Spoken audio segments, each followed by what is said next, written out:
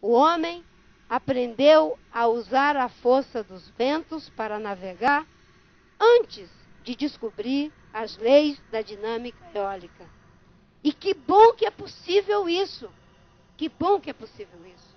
Há ou não um processo de retroalimentação entre o saber científico baseado nos postulados denotativos de certo e de errado e o saber tradicional de quem tem conhecimentos associados aos recursos naturais.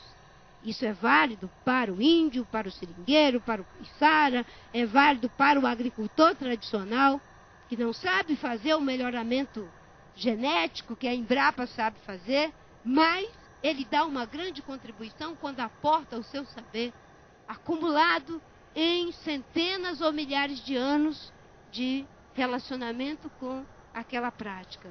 Não sabe como faz, mas faz, porque sabe escutar, sabe perceber e sabe fazer. É para essa junção que eu acho que nós estamos sendo instados a juntar a tradição e a modernidade. Olha que coisa fantástica. Os satélites de vocês aqui nos ajudam a ver a propagação das ondas e ajudam a dizer que a onda vai chegar, e muitas pessoas se salvaram graças a essa ciência, que deu o alerta. Não foi possível salvar a todos, porque é algo tão avassalador, tão grandioso, que nós temos que declarar aí a nossa impotência, a nossa humildade, e sermos ousados ao mesmo tempo, para não ficarmos paralisados por isso, não é? Mas isso ajudou a salvar, enfim, milhões, milhares de vidas agora no Japão, e poderíamos ter salvado tantas outras vidas no Rio de Janeiro, se as ideias que vocês têm aqui, o Carlos Nobre, o Gilberto, não é? De criar os sistemas de alerta, de ter feito os mapas de risco, tudo que já está aqui, que agora, se Deus quiser, o Carlos vai fazer lá com o Mercadante, certo? Teríamos salvo também milhares de vidas. Mas, não é? Nós também temos que admirar as pessoas que, observando, lá no caso do outro tsunami na Indonésia, não foi? Na Indonésia. Vendo os elefantes quebrarem as correntes, correram atrás dos elefantes e disseram: olha, é tsunami. Está vindo uma tsunami. A alta tecnologia dos satélites e o conhecimento das pessoas associada ao instinto dos elefantes salvou também milhares de vidas. Olha que coisa bonita. Como as coisas estão integradas. É a história das formigas que eu gosto de contar, que se der tempo eu conto lá na frente.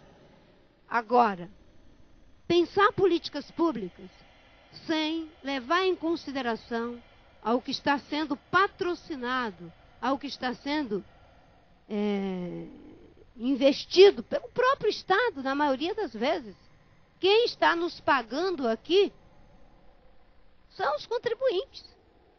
Esses equipamentos todos são do governo, talvez algumas parcerias aí público-privadas, não sei se tem, mas é o governo, é a sociedade. E a sociedade paga, e muitas vezes a política ignora a grande contribuição no processo de decidir.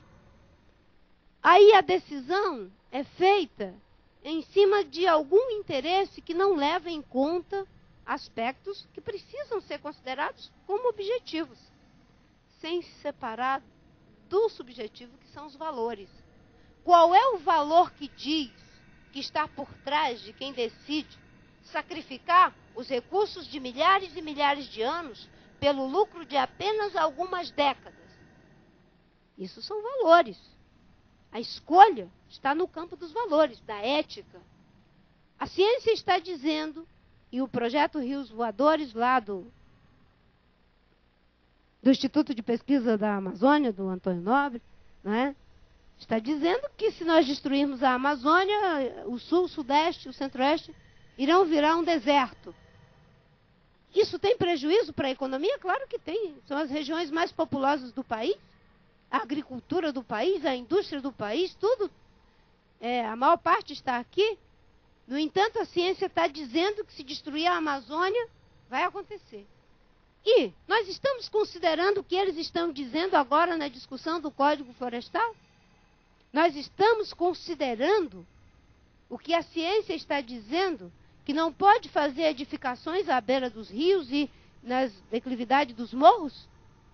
Foi preciso ter a catástrofe do Rio de Janeiro para a gente poder aprender na prática de que, de fato, a ciência está correta e que nós temos que nos comportar em relação à natureza de várias maneiras, né? Tirando a nossa sobrevivência, admirando a natureza pelo aspecto lúdico, tem várias formas. Mas existem duas que são importantíssimas para a nossa sobrevivência, que é proteger a natureza da gente e nos proteger da natureza. Quando a gente perde essa dimensão, o prejuízo é irreparável. Temos que nos proteger também da natureza. Eu achei muito interessante quando eu vi isso numa entrevista depois do episódio do Rio de Janeiro. Às vezes a gente fala muito na proteção da natureza e não leva em consideração que nós também temos que nos proteger dela. Por quê? O que ela pode fazer conosco é incomparavelmente maior e mais avassalador do que o que podemos fazer com ela.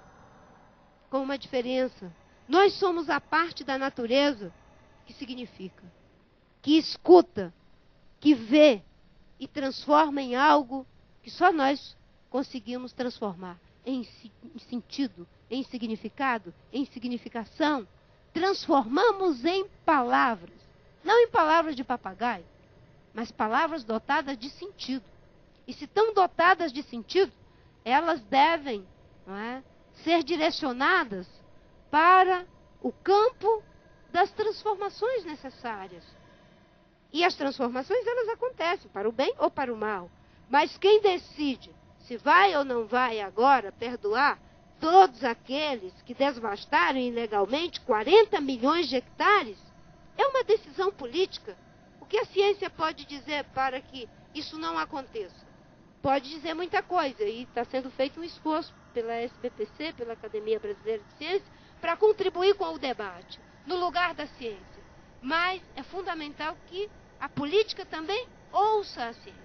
Quando eu estava no Ministério do Meio Ambiente, eu dizia para a minha equipe, o Capô Bianco, toda a equipe, o Capô era da Secretaria de Biodiversidade e Florestas, o Gilney da Secretaria da Amazônia por um tempo e da Secretaria, enfim, de Qualidade Ambiental, nós não vamos inventar a roda aqui.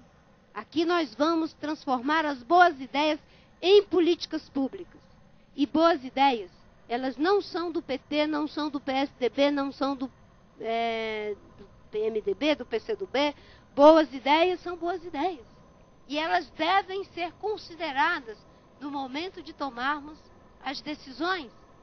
Não existe um cientista do PSDB que descobriu um remédio para acabar com a dengue, que está acabando com todo mundo aí, ninguém consegue uma solução. Não, isso eu não quero porque, afinal de contas, é um cientista tucano.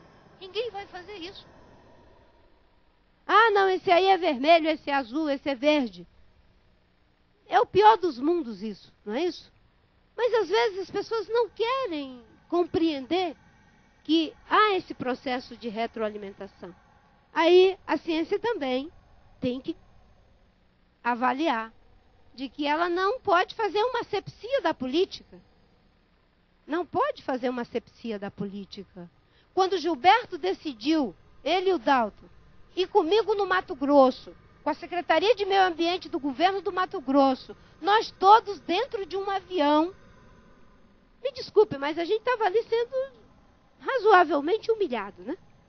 Porque ficava lá toda a expertise, com todo respeito, da Secretaria recém-criada de Meio Ambiente do Mato Grosso, depois da Operação Curupira, que desceu 480 policiais federais que prendeu o secretário e mais uma série de pessoas envolvidas em corrupção de crime ambiental, foi criada uma secretaria. Corretamente o governador criou.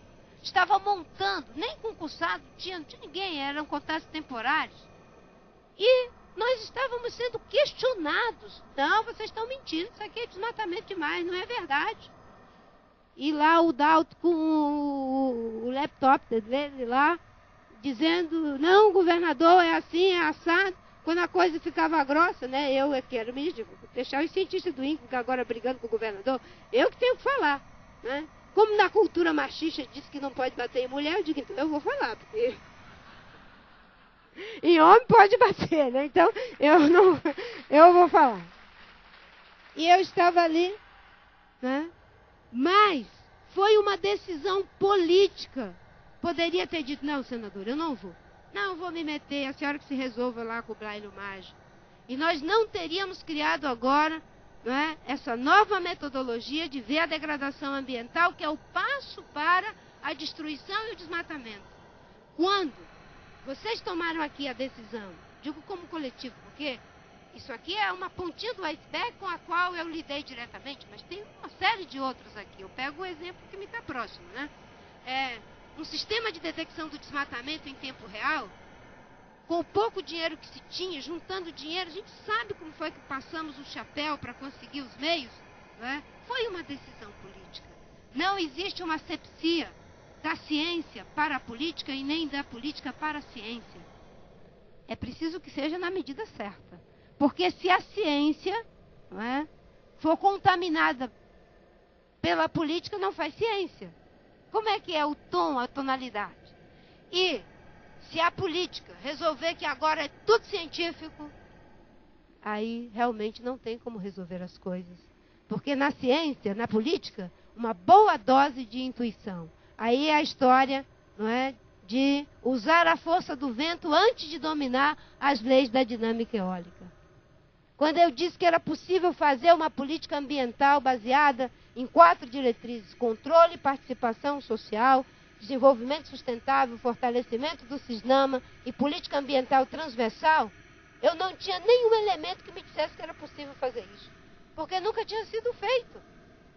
Mas, graças a Deus e aos homens, que em vários dos setores de governo, tanto do governo federal quanto estadual, da sociedade, das empresas, eu encontrei pessoas que estavam dispostas a essa visão. E foi assim que, com política ambiental integrada, nós fizemos o plano de combate ao desmatamento, que precisava de um aporte de 390 milhões. Quando nós falamos isso, mas o orçamento todo para o desmatamento é 30 milhões. 390, né? Aí eu digo, mas pensando bem, nós já temos o dinheiro. O pessoal do planejamento e da fazenda, eles são muito zelosos com relação a essa história do dinheiro. Não sei se vocês sentem isso aqui, mas eles são zelosos. O meu amigo Edson Machado, nosso que é secretário hoje, o Machado lá, Nelson Machado, ele dizia assim, brincava com a gente que é do custeio. Sintam que tem uma ênfase negativa no custeio. Com a gente que é do custeio. Tem os gastadores e os guardiões. A fazenda e o planejamento são os guardiões, nós somos os gastadores, né? E eu dizia, nada disso, nós somos os investidores. Porque muitas vezes, por falta de alguns tostões, a gente pode perder bilhões.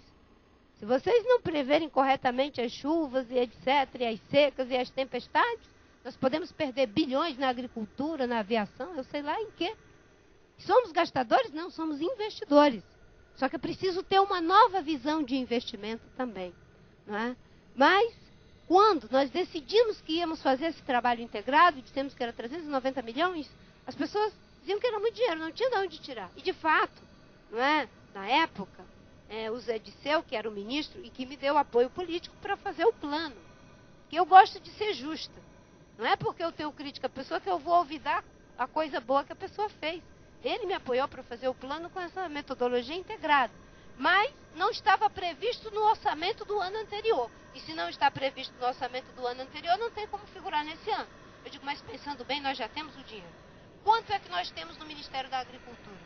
Quanto nós temos no Ministério da Defesa? Quanto nós temos no Ministério de Ciência e Tecnologia? Quanto nós temos no Ministério de Desenvolvimento Agrário? Enfim, eram 13 ministérios, não era, Gilberto? Sei que somando tudo, dava os 390 milhões. E com isso nós comecemos a fazer a política ambiental transversal, algum dinheirinho aporte para fazermos o DT, o DETEX e tantos outros investimentos que vocês estão fazendo aqui. O sistema do Ministério da Defesa, lá, o pessoal do COTÉ,